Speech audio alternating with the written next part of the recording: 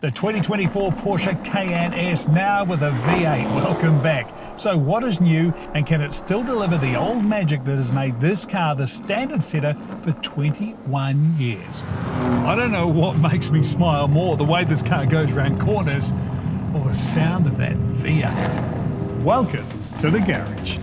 Subscribe to see the first drives of New Zealand's newest and best cars driven on New Zealand roads in New Zealand conditions.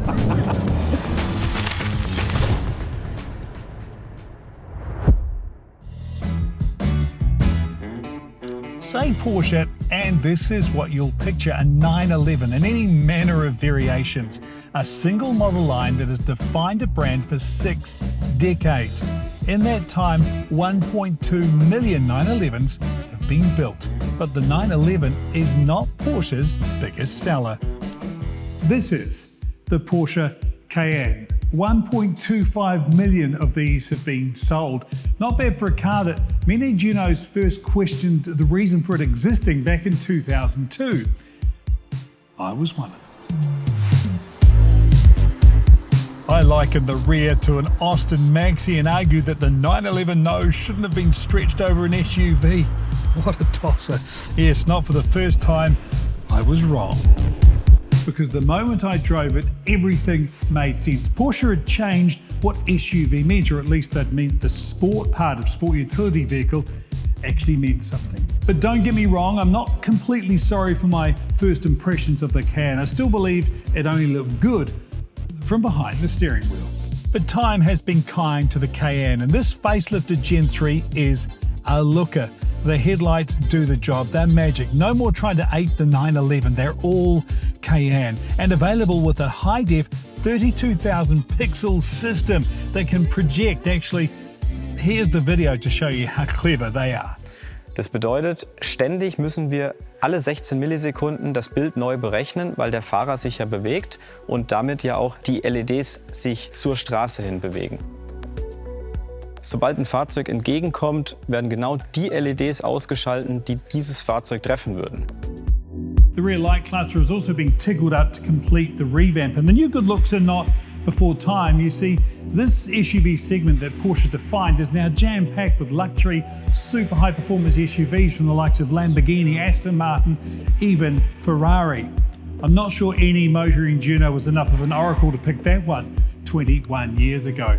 And here's the thing, on a dynamic level, the Cayenne is still the SUV every car maker aspires to match. They might not admit it, but it is. So let's find out how much mojo the 2024 version has. And you know what? You feel it the moment you open the door, that Porsche feeling of absolute build quality. You also notice the biggest aesthetic change. The cockpit has been completely revamped.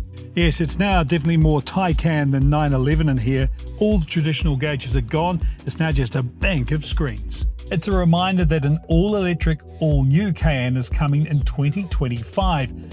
But don't fret, internal combustion is not done. In fact, pistons will still power the Cayenne until the end of the decade. I know I said the 911's gone from the dash, but not from the steering wheel. This feels straight out of the sports car, complete with the wheel-mounted drive mode control. I've got to be honest, I actually do like this new dash. I like that you can configure it to your taste. What I'm not sold on is the dash-mounted gear selector. Or am I just being too traditional? And yes, there is an upside, with climate control switches taking the place of the gear stick, so no screen searching involved when you get hot under the collar. And speaking of climate control, how's this? Inductive phone charging, but with a twist. The charge bay is cooled, which means it can fast charge without overheating your cell phone. Actually, make that super cool. And the key change, which is now accessed without a key, is the return of the V8. It's the main attraction of this Cayenne S, which, by the way, starts from $209,300 at Giltrap Porsche. And they've optioned a few extras on this car, like 22-inch wheels and those adaptive sports seats. They've also ticked the box for Sport Chrono. It's easy to spot thanks to, well, the Sport Chrono. And even better to experience thanks to launch control. So let's experience it.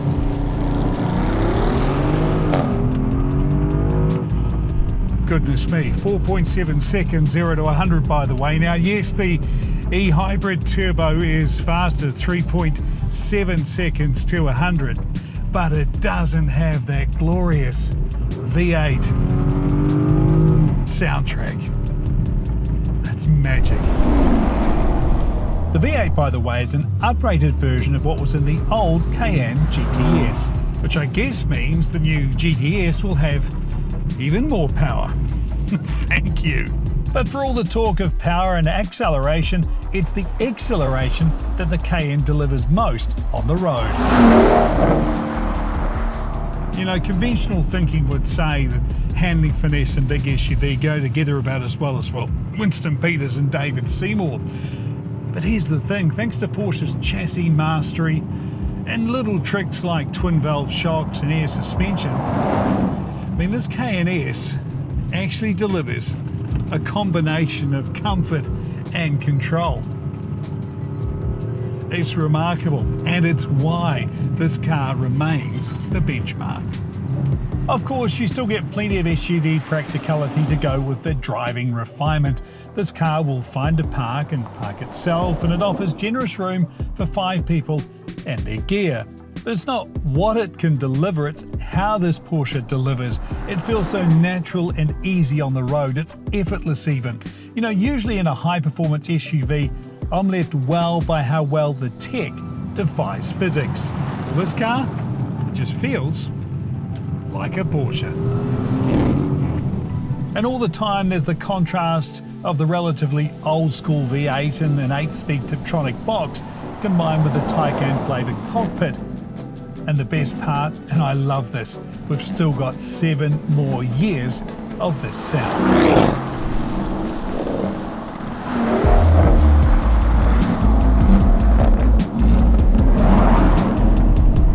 You know, the competition gets better all the time, yet the Cayenne continues to stay in front. And the reason for this, and I'm reminded of it right now, it's blindingly simple.